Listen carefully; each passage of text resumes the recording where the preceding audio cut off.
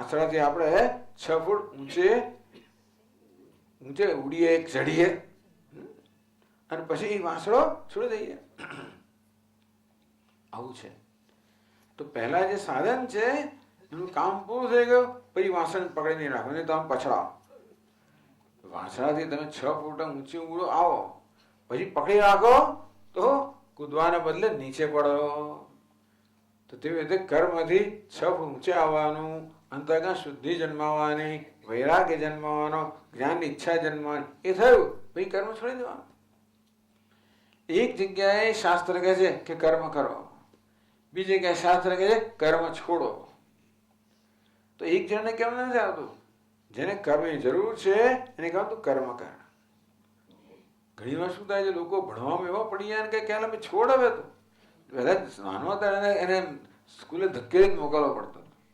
હવે એવો રસ પડો કે તો એક પીએચડી બીજું પીએચડી કર્યા જ કરે એટલે ભાઈ છોડ, હવે કામ કરવાનું શરૂ કંઈ કરતું એટલે પછી આપણે એને કહેવું તું છોડ. હવે તેવી રીતે ઘણી વાર કરવામાં એટલી રુચિ આવી જાય ને માણસ હવે અહીંથી આગળ વધે છે ને, કર્મ આપણને અમુક સ્થળે લઈ જાય, પછી ત્યાં આપણે રોકાઈ જઈએ, બરોબર નથી ને?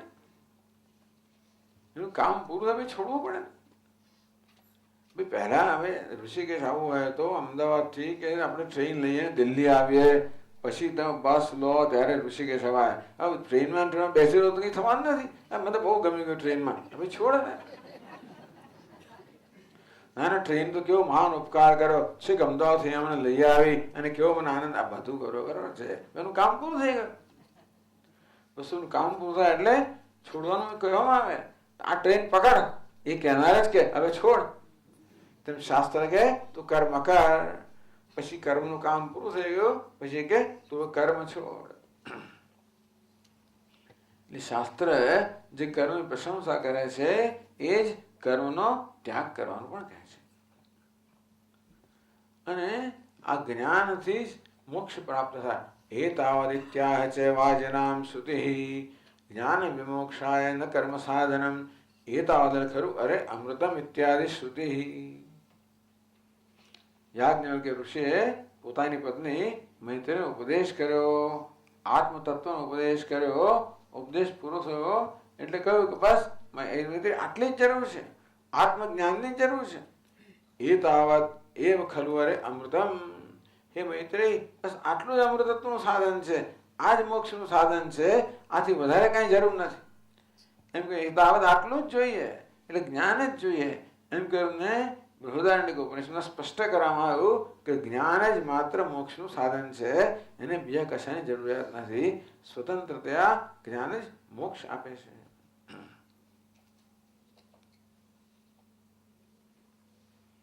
તો આ પ્રકારે કર્મમાં કર્તૃત્વ જોઈએ, જ્ઞાન કર્તૃત્વ દૂર કરે. એમ કરીને બંને સ્વરૂપનો ભેદ બતાવ્યો. એનું ફળ પણ જુદું છે, એ 22મા શ્લોકમાં કહે છે.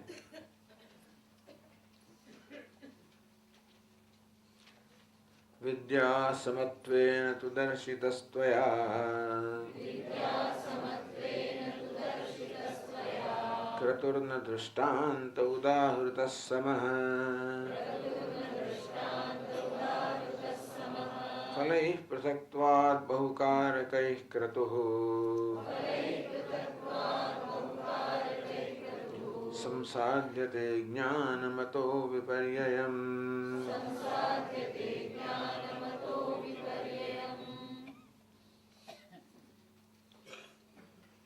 સ્વરૂપનો ભેદ, ફળનો ભેદ, પ્રયોજનનો પણ ભેદ, સાધનનો પણ ભેદ, આ પ્રકારના ભેદ બતાવે છે જ્ઞાન અને કર્મ વચ્ચે. કેટલા માટે કે બંને સાથે ન રહી શકે. તો સ્વરૂપનો શું ભેદ છે? કર્મમાં કર્તૃત્વ જોઈએ, જ્ઞાન કેવું છે? કર્તૃત્વનો નાશ કરવાનો છે.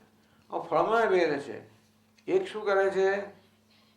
તો વિદ્યા સમત્વેન દર્શિતસ્ત્વયા. ભાઈ હિમ મીમાંસક તે કહ્યું કે કર્મ જ્ઞાન સમાન છે. કેમ સમાન છે? કારણ કે શાસ્ત્ર બંનેનું વિધાન કરે છે. કર્મનું વિધાન કરે છે અને જ્ઞાનનું વિધાન કરે છે. મળે બંને સમાન છે. તો કે વિધાન કરે મળે સમાન છે એવું કોણે કહ્યું? ન દૃષ્ટાંત ઉદાહૃત સમય મળે તમે કોઈ સમાન સમ એટલે કે લાગુ દૃષ્ટાંત આપ્યું નથી. મળે તમારું જે એટલે એનું અનુમાનની વાત છે આ, કે તો અનુમાન જે છે એ સિદ્ધ થયું, કારણ કે અનુમાનમાં દૃષ્ટાંત નથી. કયું? ક્રતુ વિદ્યા સમઃ શ્રુતિ બોધિત કર્તવ્યતાકત્વાत् ઇતિ, કે આ જ્ઞાન જે છે તે અને કર્મ સમાન છે. કારણ કે શ્રુતિમાં એક જગ્યાએ કે કર્મ કરવું જોઈએ, બીજે કે જ્ઞાન પ્રાપ્ત કરવું જોઈએ. આ બંને જગ્યા કર્તવ્ય, બંને કહેવાય કર્તવ્યતા એ પ્રકારે બોધ આપવામાં આવ્યો. મળે બંને સમાન છે, એનું મળે કોઈ દૃષ્ટાંત નથી, મળે બે સમાન નથી.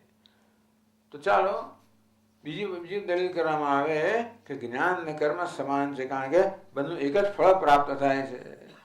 તો એવું પણ નથી, ફળ પણ બંનેના ભેદ છે. શું ભેદ છે? એટલે કહે છે ફલૈ પૃથક્ત્વાत्, એનું ફળ પણ સમાન નથી. એકથી કેવું છે? એકથી સ્વર્ગ પ્રાપ્ત થાય કર્મથી, અને આનાથી મોક્ષ પ્રાપ્ત થાય. એકથી સંસારનું ચક્ર ચાલુ રહે, બીજાથી સંસારથી મુક્તિ પ્રાપ્ત થાય. ફળ પણ જુદું છે. તો કે બંનેને કરવા માટે એક જ પ્રકારના કારકની જરૂર પડે એવું પણ નથી. એટલે કહે છે બહુકારકૈ ક્રતુઃ સંસાધ્યતે જ્ઞાનમ અતો વિપર્યમ. કર્મ કરવામાં અનેક બધા કારકો જોઈએ, જ્ઞાન માટે કોઈ કારક ન જોઈએ. આમ બધી રીતે જ્ઞાન ને કર્મ અસમાન છે, સમાનતા નથી.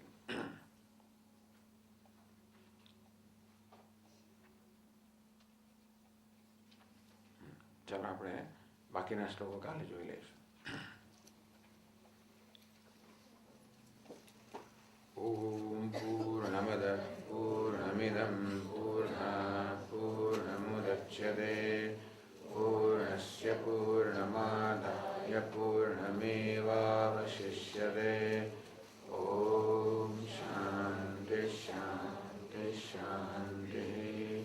શંકરં શંકરાચાર્યં કેશવં બાદરાયણં સૂત્રભાષ્યકૃતો વંદે ભગવન્તો પુનઃ પુનઃ.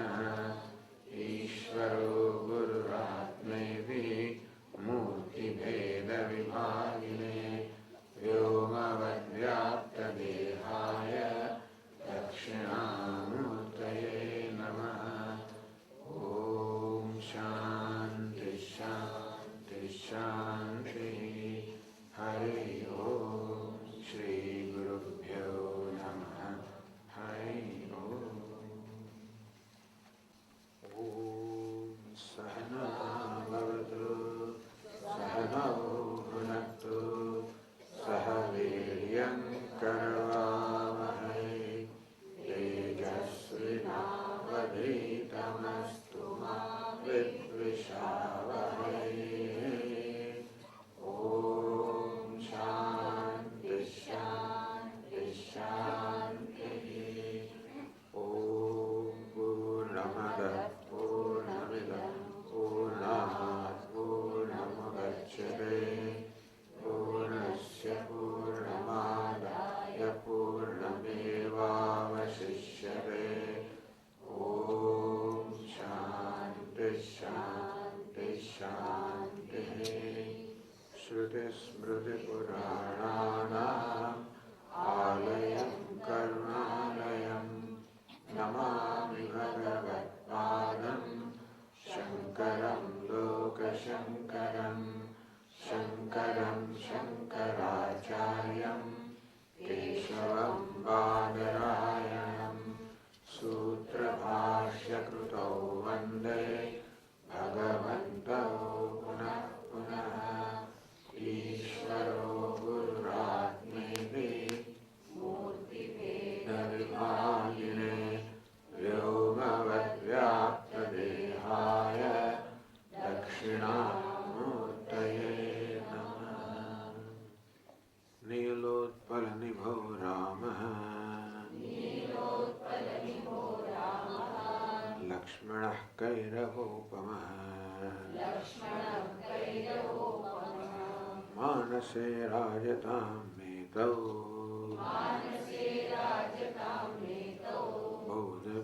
જ્ઞાન રૂપે બોધ વૈરાગ્ય રૂપિણ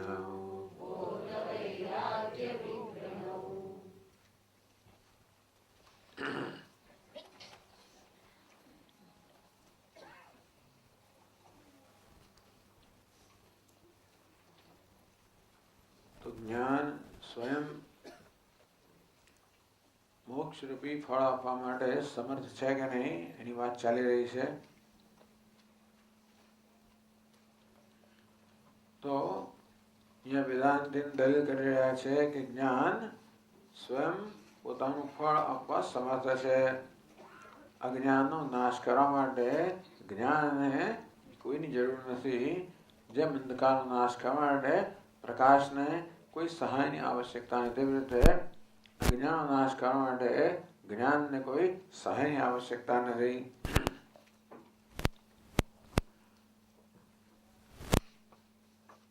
એક પછી એક. અને તેથી કર્મ તો મોક્ષનું સાધન ન બને, પણ જ્ઞાન કર્મ સમુચ્ચય એટલે જ્ઞાન કર્મનું એક સાથે અનુષ્ઠાન જરૂરી નથી અને શક્ય પણ નથી. જરૂરી એટલા પણ નથી કે જ્ઞાનને કર્મની સહાયની કોઈ આવશ્યકતા નથી. અને બીજું, જ્ઞાન અને કર્મના સ્વરૂપ પરસ્પર વિરુદ્ધ છે. તો કર્મ તો અનેક કારકો પર આધારિત છે, કર્તૃત્વ પર આધારિત છે. કર્તૃત્વ હોય તો જ કર્મ સંભવિત છે, જ્યારે જ્ઞાન તો કર્તૃત્વનો જ નાશ કરી નાખે. અને તેથી જ્યાં પ્રકારનું જ્ઞાન છે, હું આ કરતા છું, આ ભોગતા છું, ત્યાં આ કર્તૃત્વની જરૂર વાળું કર્મ સંભવી શકે નહીં.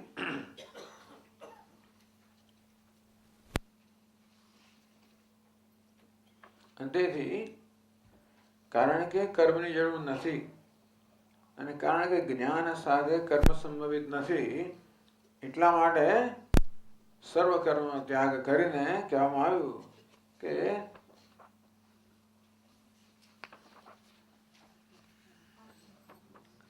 જ્ઞાત્વા પરાત્માનમ તત્તયે ક્રિયાઃ આત્માનુસંધાન પરાયણ સદા નિવૃત્ત સર્વેન્દ્રિય વૃત્તિ ગોચરઃ. આત્માનુસંધાન પરાયણ સદા ભવેત. આત્માના અનુસંધાનને પરાયણ પરમ અયનમ, બસ એકમાત્ર ધ્યેય છે, આત્મ અનુસંધાન એકમાત્ર પ્રવૃત્તિ છે, એવા બનીને સાધકે રહેવું જોઈએ. ઉપનિષદમાં પણ આને અનુમતિ છે. સાત તૈત્રીય શ્રુતિ આ સાદરં ન્યાસમ પ્રશસ્તા ખિલ કર્મણામ સ્ફુટમ. કે મીમાંસકો કે કર્મને છોડી કેમ શકાય? વેદમાં કર્મની આટલી બધી પ્રશંસા કરવામાં આવી છે, તો જેની આટલી પ્રશંસા થઈ છે એ કર્મ છોડવા યોગ્ય નથી. તો વેદાંતિન કહેજો, ભાઈ જેની પહેલા પ્રશંસા કરવામાં આવે છે એને પછી છોડવાનું કહેવામાં આવે છે. પ્રશંસા એટલા માટે કરવામાં આવે છે જેથી કર્મનું અનુષ્ઠાન થાય. એ કર્મ પોતાનું કાર્ય પૂરું કરે પછી એને છોડવું પણ એટલું જ જરૂરી છે. અને સાથે સાથે જ્ઞાન મોક્ષ માટે જ્ઞાન સિવાય કશાની આવશ્યકતા નથી. એ માટે બૃહદારણ્યક ઉપનિષદનું આ વાક્ય કહેવામાં આવ્યું, હે તાવદેવ ખલુ વરે અમૃતમ ઇત્યાદિ. હે મૈત્રેય, એ તાવદ અમૃતમ, બસ આટલું જ આ જ્ઞાન છે, એ અમૃત અર્થાત અમરતાનું મોક્ષનું સાધન છે. એટલે મોક્ષ માટે આત્મજ્ઞાન સિવાય બીજા કશાની આવશ્યકતા નથી. કે સ્વરૂપ જોઈએ ને આત્માનું, આત્માના સ્વરૂપનું આપણે જયારે આલોચન કરીએ ત્યારે સ્પષ્ટ થઈ જાય કે આત્મા નિત્ય મુક્ત છે. જો મોક્ષ સિદ્ધ કરવાનો હોત, અત્યારે આત્મા ખરેખર બંધનમાં હોત અને મુક્ત કરવાનો હોત તો જાણે કર્મની જરૂર પડે. પણ જે અત્યારે મુક્ત જ છે, અજ્ઞાનને કારણે જેને બંધ માની લેવામાં આવ્યો છે, એ માત્ર બંધન એક ભ્રમ છે, કોઈ વાસ્તવિકતા નથી. તેથી અહીં બંધન નિવૃત્તિ નથી, બંધના ભ્રમની નિવૃત્તિ છે. બંધન નિવૃત્તિ હોત, બંધ સાચો હોત, તો સાચા બંધને દૂર કરવા માટે કર્મ જરૂર કરવું પડ્યું હોત, બંધાને છોડવો પડે. પણ જે છૂટેલો જ છે અને પોતાના બધા માને છે, એને છોડવા માટે શું કરવું પડે? જેમ પેલી ગાયને બાંધવામાં આવી ગાયને લઈને આવ્યો પેલો શિષ્ય પાછો, તો 4 ગાયોને ચરાવીને આવ્યો. આવીને જોયો આશ્રમમાં તો ગાયને બાંધવા માટે 3 દોરડા તો છે, પણ ચોથું દોરડું મળતું નથી. ચોથી ગાયને ખીલા સાથે કેમ બાંધવી? એટલે ગુરુજીને પછી પૂછવા ગયો કે મહારાજ, આ ગાયને બાંધવાનું દોરડું ખોવાઈ ગયું છે, તો એને હું શું કરું? અને બાંધી દે ને. મહારાજ પણ દોરડું નથી. અરે તું એને બાંધ. રોજ જેમ બાંધે છે તેમ ગાયને જાણે કે બાંધી દે. એટલે શિષ્યને સમજ તો ના પડી, પણ આજ્ઞાંગી થવાના કારણે તો લઈ ગયો ગાયને રોજની જગ્યાએ, જાણે દોરડાથી બાંધતો હોય એ પ્રકારે એવી જાતની ચેષ્ટાઓ કરી, અને ગાય તો ત્યાં ઊભી જ રહી ગઈ. ગાયને એમ લાગ્યું કે ખરેખર બંધાઈ ગઈ. બીજે દિવસે સવારે જ્યારે ગાયને ચરાવવાનો સમય આવ્યો ત્યારે એને પૂંછડી આંબળી તો ગાય ચાલે નહીં. ગુરુજી આપણે શું કર્યું છે? આ ગાયને કે નજરબંધી કરી છે, ચાલતી કેમ નથી? એટલે આપણે દોરડા છોડ્યું, દોરડું છોડ્યું, પણ મારા બાંધ્યું જ નથી. અરે જેમ બાંધ્યું હતું એ પ્રકારે છોડ. એટલે પાછો શિષ્ય ગયો, ચેષ્ટાઓ કરી, જાણે કે દોરડું છોડ્યું અને ચમત્કાર થયો, ગાય ચાલવા લાગી. આમ ગાયના મનમાં ભ્રમ જન્મી ગયો, હું બદ્ધ છું. એટલે જ્યાં સુધી ભ્રમ ન જાય ત્યાં ગાય ચાલે નહીં.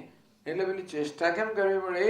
એ ગાયના મનમાંથી ભ્રમ દૂર કરવા માટે હું બદ્ધ છું. તેવી રીતે મનુષ્ય માટે ભ્રમ માત્ર ભ્રમ છે કે હું બંધનમાં છું. ખરેખર અહીં બંધન નિવૃત્તિ નથી, બંધનના ભ્રમની નિવૃત્તિ છે.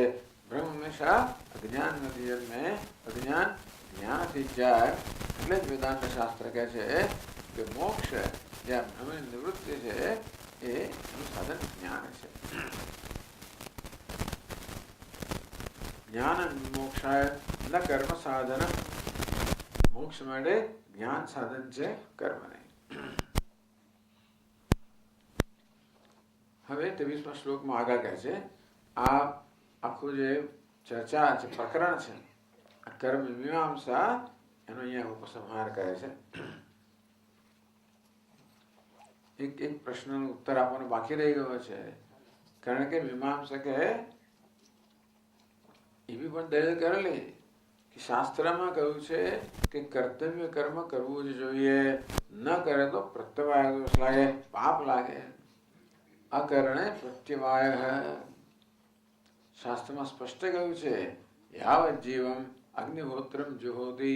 જ્યાંથી મનુષ્ય જીવન છે ત્યાં સુધી અગ્નિહોત્રાદિ નિત્ય કર્મ કરવું જ જોઈએ.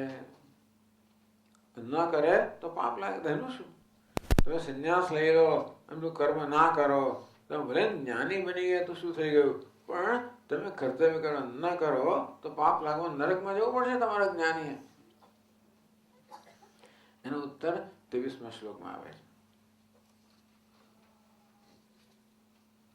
સપ્રત્યવાયો હ્યયમિત્યનાત્મધિ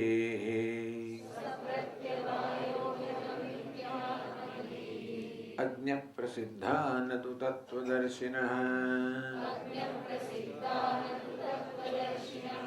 તસ્માદ બુધૈસ્ત્યાજ્ય વિમક્ત્યાજ વિક્રિયાત્મભિઃ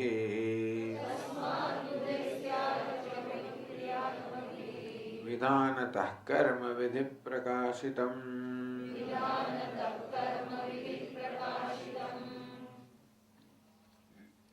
વાત તો સાચી છે. જે કર્તવ્ય કર્મ ન કરે એને પાપ લાગે. વાત સાચી છે. હું નથી કરતો એવું તો લાગવું જોઈએ ને. પાપ કોને લાગે? મારે કર્મ કરવાનું હતું અને મેં નથી કર્યું, એક અપરાધની લાગણી જન્મે. પણ જેને જન્મથી જ ના હોય તેને મેં કર્મ નથી કર્યું એવું ક્યારે લાગે? હું કર્મ કરી શકું છું એવું હોય તો ને. પણ જેનામાં કર્તૃત્વ બુદ્ધિ જ નથી, જેની ઉપાધિમાં અહમ ભાવ જ નથી, એને થતું નથી કે મેં કંઈક ના કર્યું. કારણ કે પોતે કરતો જ નથી. નૈવ કિંચિત કરોમિ તે, હું તો કંઈ કરતો જ નથી એ પ્રકારનું જ્ઞાન છે. હું અકર્તા છું. અને માટે સપ્રત્યવાયો હિ અહમ, કે હું તો પ્રત્યવાય દોષ વાળો થઈ ગયો, એવું કર્તવ્ય કર્મ ન કરવાને કારણે મને પ્રત્યવાય દોષ લાગે, એવું પશ્ચાતાપ જન્મવો એવું જરા થતું જ નથી. એથી અનાત્મધિ અજ્ઞ પ્રસિદ્ધા. કોને થાય? જેને ઉપાધિમાં અહમભાવ હોય, જેનામાં કર્તૃત્વ બુદ્ધિ હોય, એને એમ લાગે કે મારે આ કર્મ કરવું જોઈતું હતું, મેં કંઈ નથી કર્યું. આ પ્રકારની વૃત્તિ કોને જન્મે? જેનામાં કર્તૃત્વ બુદ્ધિ છે. અજ્ઞાની મનુષ્ય જન્મે. નતું તત્વદર્શિન. મેં કર્મ ન કર્યું એવું ક્યારે લાગે? હું કર્મ કરું છું એવી જાતનો ભ્રમ હોય તો ને. હું કર્મ કરું છું એ પ્રકારનો ભ્રમ ના હોય તો કર્મ ના કર્યું એવી જાતની અપરાધની લાગણી પણ ના હોય. સમજવાની વસ્તુ છે. અપરાધની લાગણી પણ અજ્ઞાની મનુષ્યમાં જન્મે. કોને અજ્ઞાની કહેવાય? જેને આ ઉપાધિમાં અહમ બુદ્ધિ છે. અને તેથી કર્મ થયું રહે છે ઉપાધિના સ્તરે, પણ એને પોતાનું કરવા માટે હું કર્મ કરી રહ્યો છું. અહંકાર વિમૂઢાત્મા કરતા અમિત મન્યતે. ઉપાધિમાં અહમ ભાવ ધરાવનાર મૂઢ મનુષ્ય માને છે કે હું કર્મ કરી રહ્યો છું. એને જરૂર લાગે કે હું કર્મ ચૂકી ગયો, હું કર્મ કરી રહ્યો છું એવું જ જેને નથી, એને કર્મ ચૂકી જવાનો કે દ્વારા થતી અપરાધની લાગણીઓનો સંભવ જ નથી.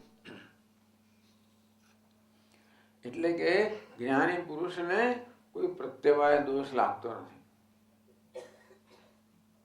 કોઈ દોષ ક્યારે લાગે? દોષ તો હંમેશા ઉપાધિને જ લાગતો હોય. અને ઉપાધિ અહમભાવ ધરાવનારને લાગે કે દોષ મને લાગ્યો. પણ જ્યાં ઉપાધિમાં અહમભાવ નથી ત્યાં એ દોષ ન લાગે. દોષ ક્યારે લાગતો નથી આત્માને. એ તો માને છે કે મને દોષ લાગ્યો. આત્માને ક્યારે દોષ લાગતો જ નથી. અનાત્મધિ, અનાત્માને ઉપાધિને આત્મા માનનાર માણસ માને છે કે મને દોષ લાગ્યો. અંતેથી એને બિચારે પ્રાયશ્ચિત કરવું પડે, જે કે એને એનું પરિણામ સહન કરવું પડે. તેથી જ્ઞાનમાં આ પ્રત્યવાય દોષ પણ નથી. તે તસ્માત બુદ્ધિ ત્યાજ્યમપી ક્રિયાત્મભિઃ વિધાનતઃ કર્મ વિધિ પ્રકાશિતમ. ક્રિયાત્મભિઃ કૃતમ કર્મ. ટૂંકમાં કર્મમાં આસક્તિ ધરાવનાર લોકો જે બધું કર્મ કરે છે એ કર્મ પણ બુદ્ધિમાન મનુષ્ય, વિવેક મનુષ્ય ત્યાગી દેવું જોઈએ. વિધિ પ્રકાશિતમ કર્મ વિધાનતઃ ત્યાજ્યમ. વિધિ પ્રકાશિતમ, ભલે વેદ કહે છે કે આ કર્મ કરવું જોઈએ, તો વિધિપૂર્વક કર્મ, વિધિને કારણે કર્મ કરીએ છીએ તો વિધિપૂર્વક છોડવાનું. કર્મ છોડવાનું એટલે વિધાનતઃ, વિધિપૂર્વક છોડવું જોઈએ. તો જો આપણને કર્મ કરવાનો અધિકારી કોણ છે? જેણે વેદનું અધ્યયન કર્યું છે, જેણે ગૃહસ્થાશ્રમમાં પ્રવેશ કર્યો છે, એ પ્રકારે સંસ્કાર કર્યા છે, એ જ કર્મનો અધિકારી છે. એટલે બધા વૈદિક કર્મ ગમે તેમ ના કરી શકે, ગૃહસ્થ જ કરી શકે. આ બ્રહ્મચારી કેટલાક કર્મ હોય ને, થોડા સંવિધાન વગેરે, મુખ્યત્વે કર્મનો અધિકારી છે ગૃહસ્થ. એને ગૃહસ્થાશ્રમ પ્રવેશ કરો, વિધિપૂર્વક પ્રવેશ કરો. એમને જેમ તેમ ના થાય, બસ કે એમને લગ્ન ના થાય, વિધિપૂર્વક થાય તો જ આ પતિ પત્નીનો સંબંધ સ્થાપિત થાય. અને પછી એ લોકો વૈદિક કર્મ કરવા માટે અધિકારી બને. તો જેવી રીતે કર્મનો અધિકાર વિધિપૂર્વક પ્રાપ્ત કરવામાં આવ્યો હતો, એ રીતે કર્મનો ત્યાગ પણ વિધિપૂર્વક થાય. તો વેદની જ વિધિ તમને કર્મના અધિકારી બનાવે, એ જ વૈદિક વિધિ તમને કર્મના સંન્યાસી બનાવે. એટલે કે વિધાનતઃ વિધિ પ્રકાશિતમ કર્મ. જે કરવા માટે વિધાન કરવામાં આવે છે, આ કરો આ કરો, એ જ કર્મ વિધિપૂર્વક ત્યાગવું જોઈએ. અને એ ત્યાગની અનુમતિ પણ શાસ્ત્ર આપણને આપે છે. આ બધી ચર્ચાની પાછળનું પ્રયોજન એ છે કે જ્ઞાની પુરુષ માટે કર્મ સંન્યાસ સહજ છે. એ કેવું છે? સહજ સંન્યાસ.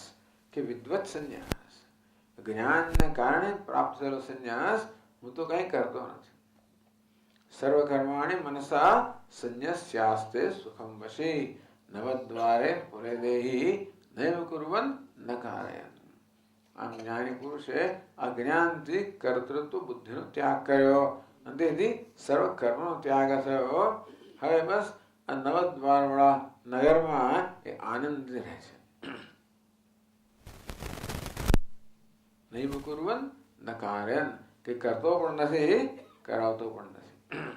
ટૂંકમાં કર્તૃત્વ પણ નથી, કારયતૃત્વ પણ નથી, ભોક્તૃત્વ પણ નથી, ભોજયતૃત્વ પણ ભોગવતો નથી અને ભોગવાવતો નથી, કરતો પણ નથી, કરાવતો પણ નથી.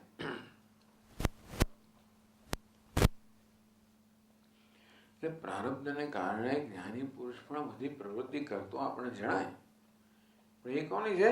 બીજાની દ્રષ્ટિએ. પોતાની દ્રષ્ટિએ તો હું કંઈ કર્મ કરતો નથી, એ પ્રકારની એની દ્રષ્ટિ છે.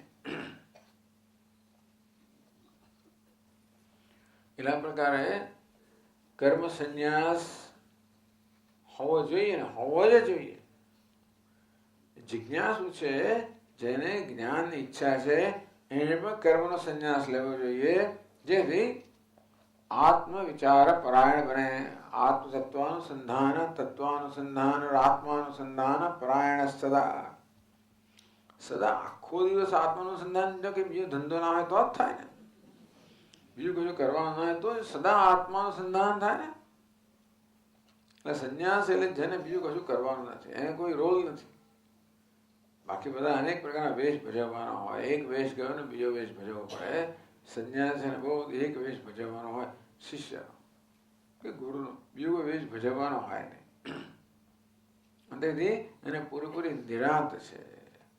આત્માનું અનુસંધાન કરવા માટે જે કે આવશ્યક હોય બધું કરવાની પૂરેપૂરી નિરાંત છે. એટલે તેથી જિજ્ઞાસુ માટે પણ કર્મ સંન્યાસ છે. એ આ બધી ચર્ચાની પાછળનું છેવટે અંતિમ પ્રયોજન છે. તો આ પ્રકાર હવે થઈ ગયું એટલે શું કરવાનું હોય? ચાલો, કર્મ સંન્યાસ હોવો જોઈએ એ તો સિદ્ધ કરવામાં આવ્યું. એ 24મા શ્લોકમાં કહે છે કે હવે શું કરવાનું? તમે હવે હાથ જોડીને બેસી નહીં રહેવાનું, શું કરવાનું સંન્યાસ એ કહે છે.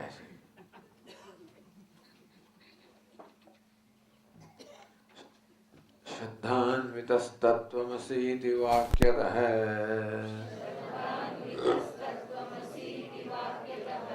ગુરો પ્રસાદાદપી શુદ્ધમાનસઃ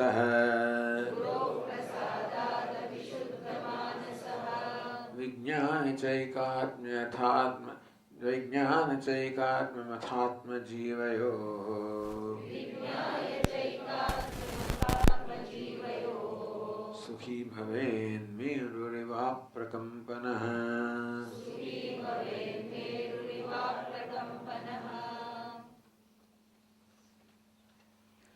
શ્રદ્ધાન્વિત, શ્રદ્ધા સહિત હવે અહીંયા શ્રદ્ધાને મુખ્ય શ્રદ્ધાનો અહીંયા ઉલ્લેખ કરવામાં આવ્યો.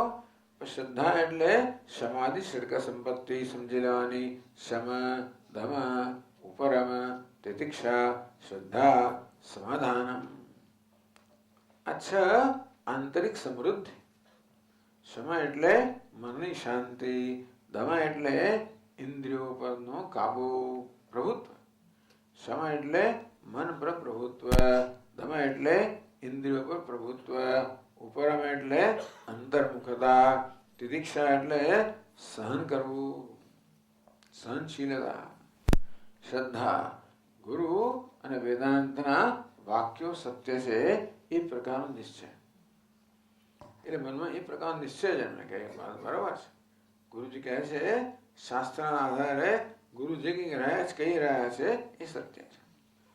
એટલે મનમાં એ વિશે કોઈ વિરોધ ના જન્મે. નહીં ઘણી વાર આપણે પ્રશ્ન આવતો કે હોતું હશે. ટૂંકમાં શાસ્ત્ર જે કહે કે ગુરુ કે વિશે મનમાં ઘણા પ્રશ્નો જન્મે, આમ ના હોય શકે, આવું તો કઈ હોય. ઘણી વાર મન આવી રીતે વિરોધ કરતું હોય છે. એ ક્યારે શ્રદ્ધાનો અભાવ બતાવે છે. શ્રદ્ધા હોય ત્યારે મન વિરોધ ના કરે, અત્યંત ભક્તિથી એને સ્વીકારી લે. સમજ ના પડે તો સમજવાનો પ્રયત્ન કરે. સ્વીકારી લે એનો નહીં કે ગળી જાય. પણ સ્વીકારી લે એટલે કે એને આદર આપે. જે કંઈ પણ શાસ્ત્રને ગુરુ વડે કહેવામાં આવ્યું હોય એને આદર આપવામાં આવે કે એ કહે છે માટે એ સત્ય હોવું જ જોઈએ, બાકી કહે નહીં. શાસ્ત્ર કહે છે એ સત્ય હોવું જોઈએ કારણ કે શાસ્ત્ર છે. શાસ્ત્ર સત્યવાળાનું પ્રમાણ છે, માટે શાસ્ત્ર જે કહે છે એ સત્ય છે. એટલે શાસ્ત્ર વિશે કોઈ પ્રકારની શંકા નથી કે વિરોધ નથી, અને ગુરુ માટે પણ કોઈ શંકા કે વિરોધ નથી, કારણ કે ગુરુ શાસ્ત્ર સાથે બરોબર તાદાત્મ્ય પામેલા છે. તેથી ગુરુ તો શાસ્ત્રને માત્ર પ્રગટ કરવાનો એક માધ્યમ જ છે. ગુરુ તો ટ્રાન્ઝિસ્ટર છે. ટ્રાન્ઝિસ્ટર તો શું કરે, પેલા બ્રોડકાસ્ટિંગ સ્ટેશનમાંથી જે કંઈ બધું પ્રસારિત થતું હોય એ જ માત્ર પ્રગટ કરે, બીજું કાંઈ નહીં. આપણે બ્રોડકાસ્ટિંગ સ્ટેશનમાંથી જે પ્રસારિત થતું હોય એને આપણે સીધે સીધું સાંભળી ન શકીએ, કારણ કે એને સાંભળવાની યોગ્યતા આપણા કાનમાં નથી. એટલે આ ટ્રાન્ઝિસ્ટર શું કરે, એને સાંભળવા યોગ્ય બનાવે આપણે માટે, બીજું કંઈ ના કરે. તેમ ગુરુ શું કરે, શાસ્ત્રનો ઉપદેશ છે એને સમજવા યોગ્ય બનાવે. કે સ્વામીજી શીરાની જેમ ગળે ઉતરી જાય છે, એવું કામ શીરા જેવું કરી આપે આપણને. તેથી આમ ગળે ઉતરી જાય, મધુર, એનો સ્વાદ પણ આવે અને ગળે પણ ઉતરી જાય. અને પછી ખરું અંદર પછી ખાલી ખાવાનું નહીં, શીરો બધા એટલે બરોબર પછી પણ જાય. એ ગુરુ આ કામ કરે. એટલે શાસ્ત્રના ગુરુમાં કોઈ તફાવત જોતો નથી શિષ્ય. શાસ્ત્રસ્ય ગુરુવાક્યસ્ય સત્ય બુદ્ધ્યાવધારણમ. એ શાસ્ત્રને ગુરુના વાક્ય સત્ય છે એ પ્રકારનો નિશ્ચયની બુદ્ધિ હોય છે. શ્રદ્ધાન્વિત એ ન હોય તો ગુરુ પાસે જવાનો અર્થ નથી. જેની પાસેથી આપણે શાસ્ત્રનું શ્રવણ કરીએ છીએ એના પ્રત્યે આદર ન હોય, આદર છે પૂજ્ય ભાવ હોવો જોઈએ, એમના વાક્યમાં શ્રદ્ધા હોવી જોઈએ. અને તો પછી લાભ આપણને જ છે. તો આપણું મન બરોબર આપણને જે ઉપદેશ આપવામાં આવે છે એને સ્વીકારવા અને સમજવા આપણું મન બરોબર તૈયાર થઈ જાય. મનમાં જે પ્રકારની વૃત્તિ ન હોય, ભાવના ન હોય, એ મનની સ્થિતિ ના હોય કે મન બરોબર એમાં શ્રદ્ધા હોય, ભક્તિભાવ હોય. શ્રદ્ધા અને ભક્તિ વગર સાંભળેલી વસ્તુ છે એ સ્પર્શતી નથી, તેથી એ આપણને ઉપયોગી થતી નથી. ઘણી વાર તો એનું ઉલટું પરિણામ પણ આવે. એટલે ભગવાને કહ્યું શ્રદ્ધાવાન લભતે જ્ઞાનમ. જેનો શ્રદ્ધા છે એને જ્ઞાન પ્રાપ્ત થાય છે. તત્વમસી વાક્ય શુદ્ધ માનસ હે પણ જાય. શ્રદ્ધાન્વિત શુદ્ધ માનસ કેવો છે, જેણે કર્મયોગ દ્વારા એટલે યોગની ભાવનાથી કર્મ કરવા દ્વારા પોતાના મનને શુદ્ધ કર્યું છે. કર્મયોગ એટલે ઈશ્વરને ભગવાનની ભક્તિ. કર્મયોગ એટલે ભગવાનની ભક્તિ. કેવી ભક્તિ? કર્મ દ્વારા ભક્તિ. સ્વકર્મણા તમભ્યર્ચ્ય સિદ્ધિમ વિંદતિ માનવ. બસ પોતાના કર્મ જે છે એ દ્વારા ભગવાનની પૂજા કરવી. ભગવાનની પૂજા કરી ઘણી રીતો છે, પણ આ રીત છે પોતાનું કર્મ. એટલે અમે પૂજા અર્ચના પણ કર્મ જ છે, પણ તો રોજ બરોજનું જે કર્મ છે એ જ ભગવાનની અર્ચના પૂજા બની જાય. શુદ્ધ માનસ આ પ્રકારે જેનું મન શુદ્ધ છે, શ્રદ્ધાન્વિત અને જે પ્રચુર માત્રામાં શ્રદ્ધા ધરાવે છે. તત્વમસી વાક્યત તત્વમસી મહાવાક્ય છે. તત્વમસી એટલે તત્ એટલે બ્રહ્મ, ત્વમ એટલે તું, અસી એટલે છે તે બ્રહ્મ તું છે. બ્રહ્મને જો તે માને છે ને એ વાસ્તવમાં તું છે. એ વાક્યત એ પ્રકારના મહાવાક્યથી ગુરુ પ્રસાદાત ઐકાત્મ્યમ આત્મજીવયો ઐકાત્મ્યમ વિજ્ઞાય. પછી ગુરુની કૃપા પ્રાપ્ત થાય. ઈશ્વર કૃપા, ગુરુ કૃપા, શાસ્ત્ર કૃપા અને આત્મ કૃપા. બધી કૃપા એક પછી એક પ્રાપ્ત થાય. ઈશ્વરની તો મહાન કૃપા છે કે શુદ્ધ માણસ છે, શ્રદ્ધાન્વિત છે અને ગુરુને શરણાગત છે. આ બધી ઈશ્વરની કૃપાના પરિણામે છે. પછી ગુરુની કૃપાથી શાસ્ત્રની કૃપા પ્રાપ્ત થાય અને શાસ્ત્ર પોતાનો અર્થ છે એ જિજ્ઞાન સંબંધમાં પ્રગટ કરે. એને કારણે આત્મકૃપા થાય. આત્મા પોતાની જાતને પ્રગટ કરે. તો ઈશ્વરની કૃપાથી ગુરુ પ્રાપ્ત થાય. ગુરુની કૃપાથી શાસ્ત્રની કૃપા. શાસ્ત્ર પોતાના અર્થ છે એ જિજ્ઞાન સંબંધમાં પ્રગટ કરે. એને કારણે પછી આત્મા પોતાની જાતને પ્રગટ કરે. આત્મજીવયો ઐકાત્મ્યમ વિજ્ઞાય. પરમાત્મા અને જીવાત્મા વચ્ચેના ઐક્યને જ્ઞાન પ્રાપ્ત કરે. સુખી ભવે. બસ આટલું જ કરવાનું છે. એક શ્લોકમાં બધું જ આવી ગયું. શુદ્ધાન્વિત તત્વમસી વાક્યત ગુરો પ્રસાદાદપી શુદ્ધ માનસ વિજ્ઞાય ચ ઐકાત્મ્યમ અથ આત્મજીવયો. આત્મજીવયો ઐકાત્મ્યમ વિજ્ઞાય. આત્મા એટલે પરમાત્મા અને જીવાત્માનું ઐક્ય કે હું જીવાત્મા હું પરમાત્મા છું. જે પોતાને જીવ માને છે વાસ્તવમાં શિવ છે. બસ આ જ જ્ઞાન. એટલે મારો આત્મા હું શિવ છું એ પ્રકારે પોતાને પ્રગટ કરે. સુખી ભવે. બસ સુખ મળે આટલું જ જોઈએ. શું જોઈએ? કે વાસ્તવમાં બ્રહ્મ મારો આત્મા છે, પરમાત્મા મારો આત્મા છે. આ જ એટલે કે મારો આત્મા હું પૂર્ણ છું, પરમાત્મા પૂર્ણ છે, હું પૂર્ણ છું. બસ આટલું જ જોઈએ. શા માટે?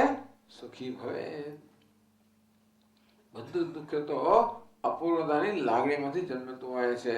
આ જ્ઞાનથી બધી અપૂર્ણતા દૂર થઈ જાય. ભ્રમ છે. અપૂર્ણતા પણ ભ્રમ છે. એ પૂર્ણ આત્મસંતોષ જન્મે. તેથી પૂર્ણ સુખ પ્રાપ્ત થાય. અને કેવું સુખ?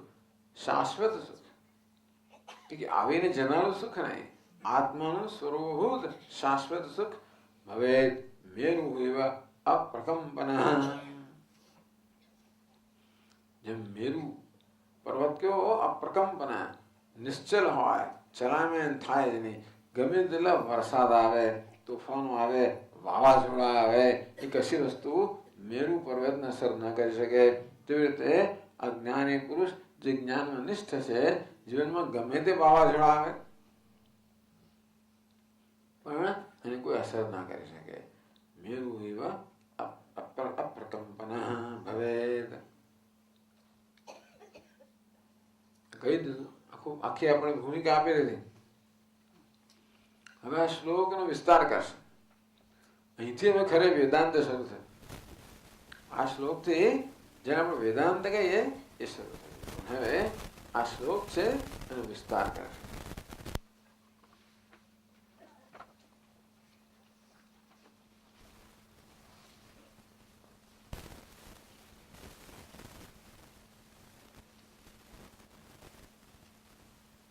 तत्वमसि इति वाक्यतः.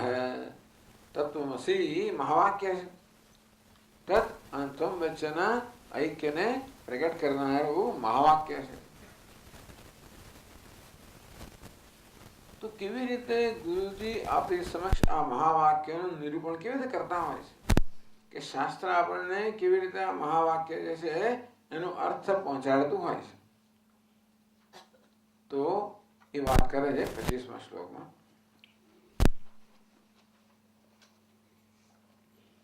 आदौ पदार्थावगतिर्हि कारणम् वाक्यार्थ विज्ञान विधौ विधानतः.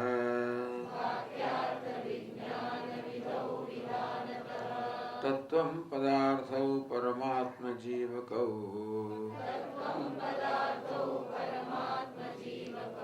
असीति चैकात्म्यथा नयोर्भवेत्.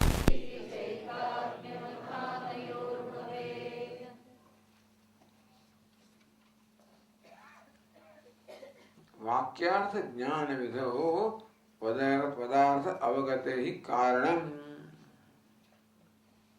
એક નિયમ કહો, વાક્યાર્થ વિજ્ઞાન વિધૌ. ટૂંકમાં વાક્યાર્થનું જ્ઞાન ક્યારે આપણને થાય? જ્યારે પદાર્થ અવગતિ એ પદાર્થનું જ્ઞાન હોય ત્યારે. પદ એટલે શબ્દ, વાક્ય એટલે શબ્દ સમૂહ.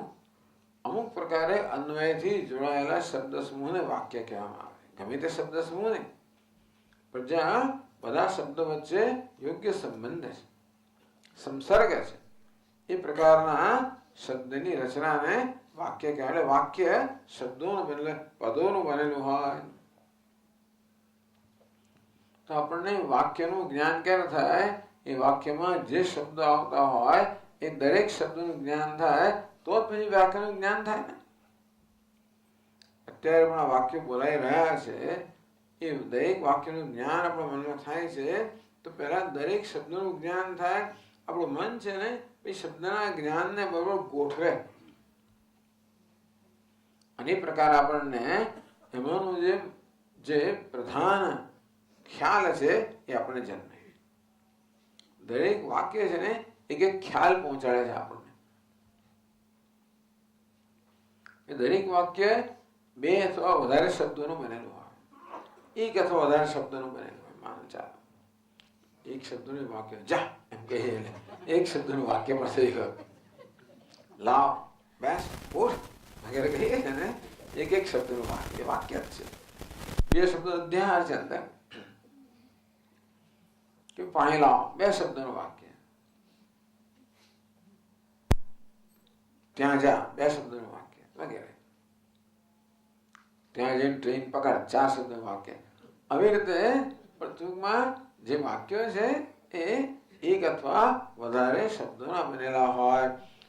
ત્યાં જઈને ટ્રેન પકડ, એ ત્યાં એટલે શું, જઈને એટલે શું, ટ્રેન એટલે શું, પકડ એટલે શું? મમ્મી પકડ એટલે શું? વિચાર જાણતું ના હોય, સમજે નહીં. આનું વાત છે એને આ બધા શબ્દોનું જ્ઞાન ના હોય તો વાક્યનું જ્ઞાન ના જન્મે. તો વાક્યનું જ્ઞાન ક્યારે જન્મે? એ વાક્ય જેના વડે રચાયેલું છે એ શબ્દોનું જ્ઞાન હોય. શાસ્ત્રી આ પ્રકારની પદ્ધતિ છે. આપણે કયું વાક્ય એનો અર્થ જાણવો છે? તત્વમસી, તે તું છે, તું બ્રહ્મ છે. તે એટલે બ્રહ્મ, તું એટલે જીવાત્મા, તે એટલે શિવ, તું એટલે જીવ. હે જીવ, તું શિવ છે, તું શિવ છે. આટલું જ કહે છે, આટલું જ વાક્ય. કે તું એટલે આવી જ ગયો જીવ. હે જીવ, તું શિવ છે. બસ આટલું જ આપણે સમજવાનું છે, વધારે સમજવાનું જ નથી. આટલું જ સમજવાનું છે. સમજવા માટે આ નાનકડા વાક્યમાં જે શબ્દો છે એ દરેક શબ્દનું સ્પષ્ટ જ્ઞાન હોવું જોઈએ. કે તું એટલે કોણ? તું શિવ છે એમ જયારે કહેવામાં આવે ત્યારે કોને કહેવામાં આવે છે? આ શરીરને કહેવામાં આવે છે? આ મનને કહેવામાં, બુદ્ધિને, અહંકારને કહેવામાં આવે છે કે કોને કહેવામાં આવે છે? એ જાણવું પડે. તું એટલે કોણ? તું એટલે આપણે જાણીએ અત્યારે કે હું એટલે કોણ છું, પણ શાસ્ત્ર આપણને એનો જુદો ખ્યાલ આપે છે. એને કે પદાર્થ શોધનમ. આપણે જાણીએ છીએ ખરા, પણ એના અર્થને શુદ્ધ કરવાની જરૂર છે. તેમ તું બ્રહ્મ છે, તું શિવ છે. શિવ એટલે કોણ? પંચાનન, પાંચ મુખવાળા, ચંદ્રોજ ભાસિત શેખરે, સ્મર હરે, ગંગાધરે, શંકરે. તુમ કામદેવ ભસ્મ કરનારા, ગંગાને ધારણ કરનારા. શિવનો અર્થ એવું કરવાનું, શું કરવાનું? તું શિવ છે, શિવ શબ્દનો શું અર્થ કરવાનો? હું એવું છું સ્વામી, હું ગંગાને ધારણ કરનાર છું, મારા લલાટ અગ્નિ પ્રગટી રહ્યો છે. એવું તો આપણું ગજું નથી ભાઈ. એટલે નહીં, એટલે શિવ શબ્દથી આપણે શું કહેવાય? એ શિવ શબ્દ, શિવ એટલે શું એનો આપણો ખ્યાલ છે. પણ અહીંયા શું કહેવામાં આવે? છું એટલે શું? તું શિવ છે. તું એટલે શું? શિવ એટલે શું? છે એટલે શું? આદૌ પદાર્થાવગતિ કારણમ વાક્યાર્થ વિજ્ઞાન વિધો વિધાનતઃ. વાક્યાર્થ વિજ્ઞાન વિધો, વાક્યાર્થ મહાવાક્યના અર્થનું જ્ઞાન જન્મે એ માટે પહેલા વાક્યમાં રહેલા પદ છે, શબ્દો છે, એનો અર્થ જાણવો પડે. એ શબ્દોનો અર્થ જાણીએ તો પછી વાક્યનો અર્થ જાણી શકીએ.